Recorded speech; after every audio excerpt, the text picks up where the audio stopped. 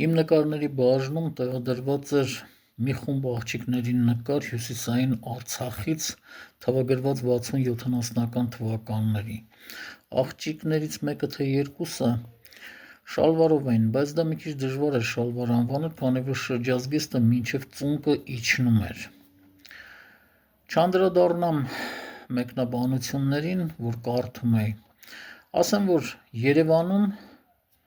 60-ական թվականներին աղջիկները կանայք շալվար չեն հագել։ Սկսել են հագնել միայն 70-ական թվականների սկզբից, այն էլ շատ քիչ քանակությամբ, հետո 70-ականների կեսից մի քիչ ավելի շատ եւ այսպես շարունակ։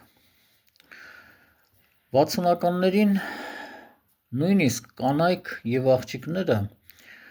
ճտկավոր կոշիկ սապոգ չէին հագնում։ Միայն 60-ական թվականների վերջից 70-ական թվականների սկզբից կանայք եւ աղջիկները սկսեցին հագնել ճտկավոր կոշիկ սապոգ։ Պատճառները մի քանիսն էին։ Նախ դժվար էր ճարվում 1, երկրորդը բավականին թանկ էր եւ կար մեկ այլ պատճառ։ Երևանի բարձրադիր շրջանները այն ժամանակ չկային։ Ավան, Նորքի զանգված, Զեյթուն, քաղաքի հիմնական մասը կենտրոնում էր, իսկ կենտրոնը համեմատաբար բարձրադիր գոտիների ավելի չոր էր եւ ավելի տաք։